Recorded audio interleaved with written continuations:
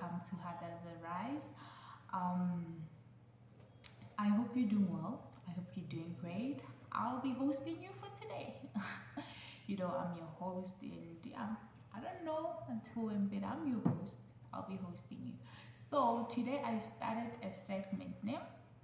This segment is about what would I do, like the scenarios, like people will be asking me some questions and I tell them what would I do.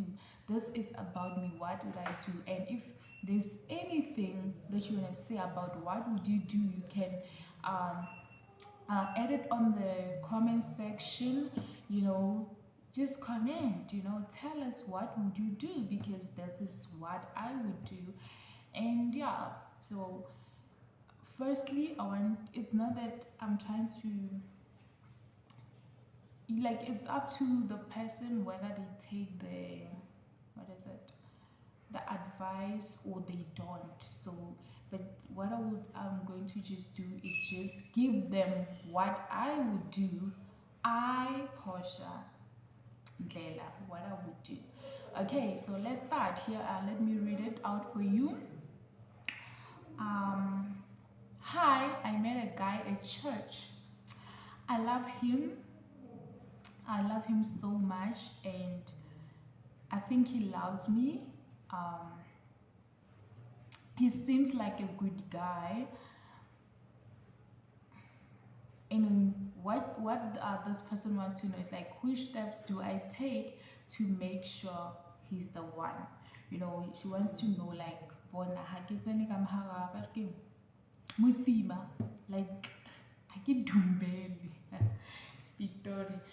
This is what the person wants to know, like, which steps do I take? I want to know if I'm making, whatever decision I'm taking is the right one. Okay, so yeah, let me tell you what I personally would do.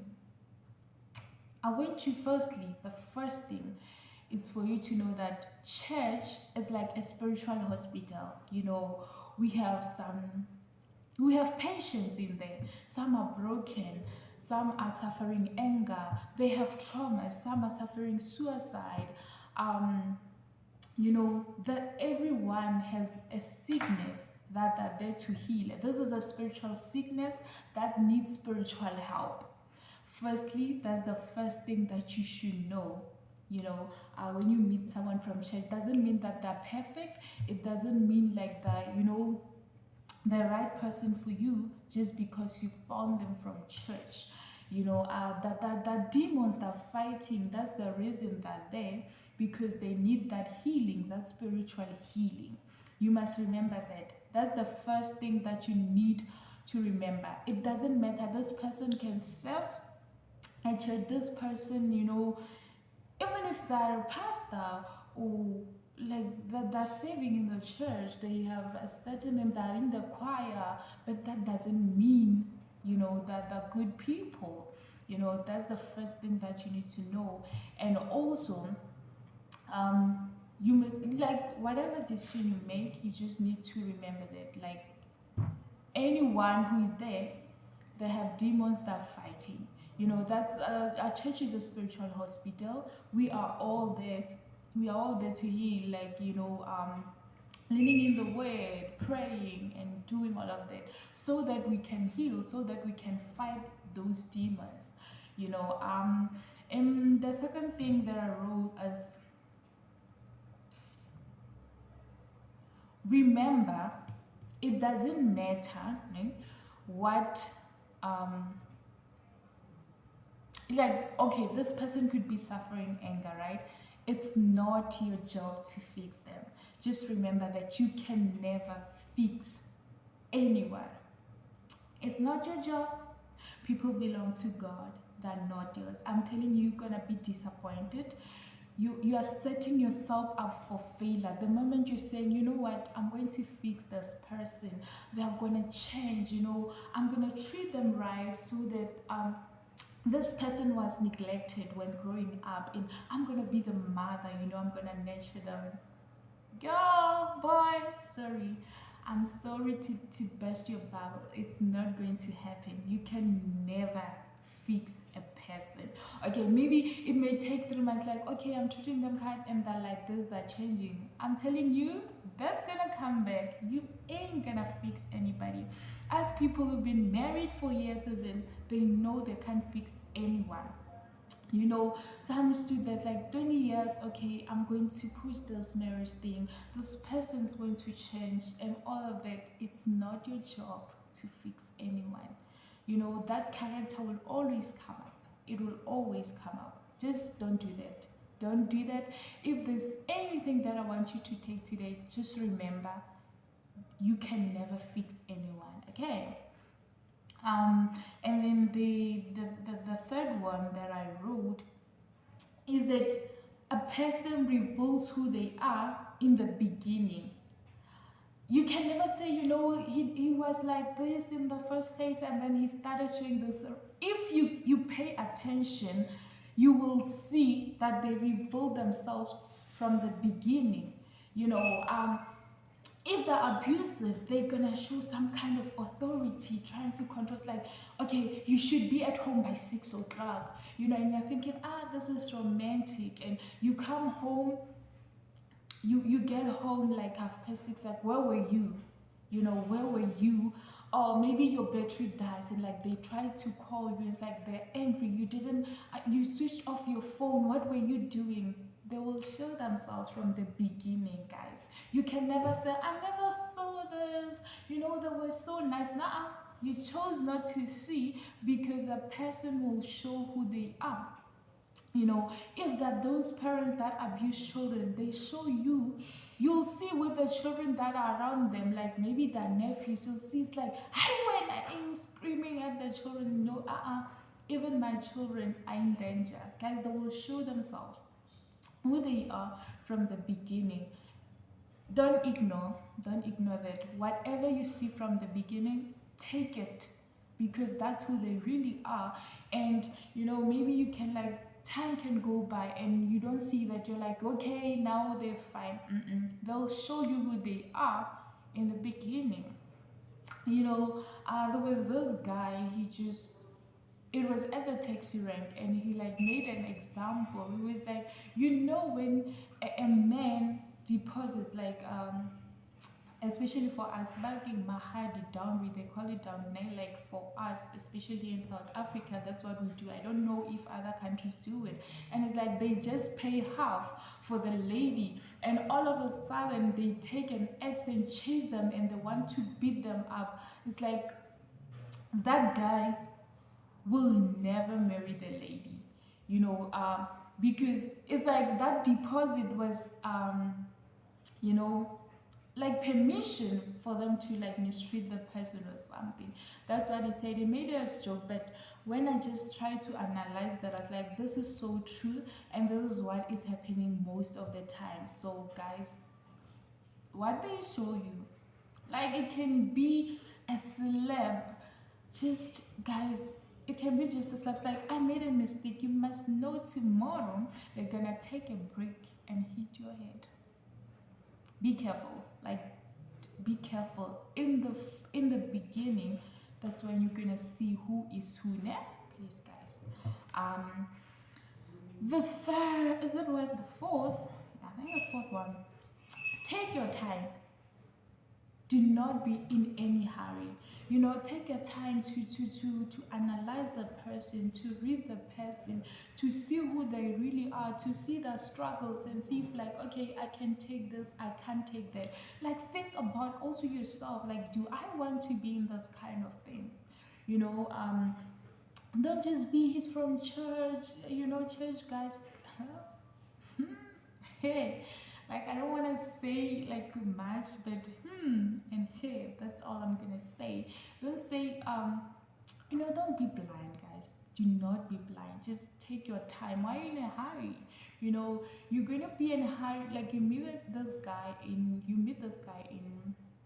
2 days already, like, you're running so fast, like, yeah, I want to get married to this guy. You haven't seen, like, you know, who they really are. Sometimes they're good people as friends, they're good people like in the church for other people, but when they start meeting you guys, That's when the problem will come. You'll see them, they're kind, even abusers, they're kind outside, like everyone loves them. That's why most of the time they'll never believe you when you're saying this person is abusing me. They're like, she's lying, because this guy is a nice guy, because they don't know him like that, you know. That's who he revealed himself uh, on their side, and also on your side it's a different story.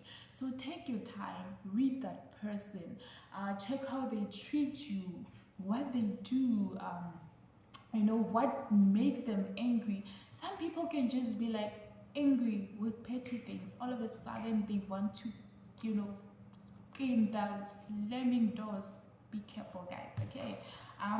And also another one would be, yeah, check how they react. That's what I say, check how they react with the women that are around them. You know, you will really see how they are. They're sisters, you know. You don't be happy when you see them mistreating their sisters. Remember, those are their sisters.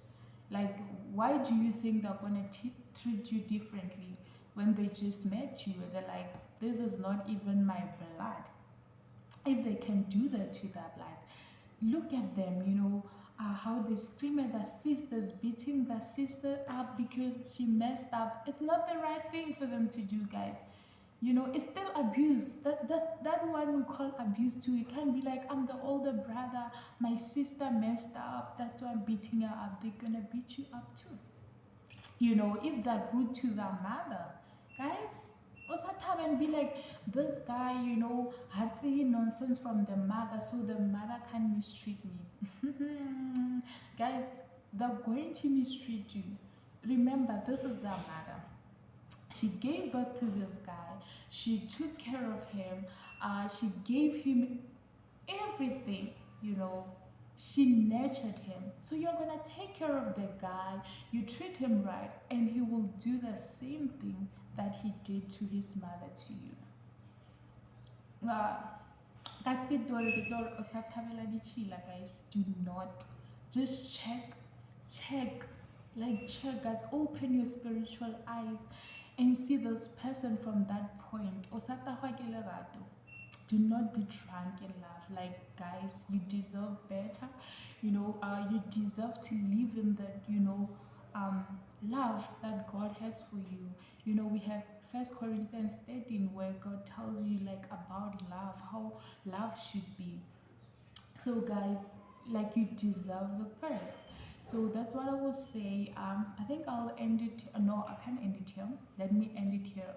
With God, like, what I would advise you to do, give it all to God. Take your time, pray about it, and do not be blind, guys. Do you know, so when something's coming, it's like it's God. Like listen to God attentively. Sometimes the devil will appear like God.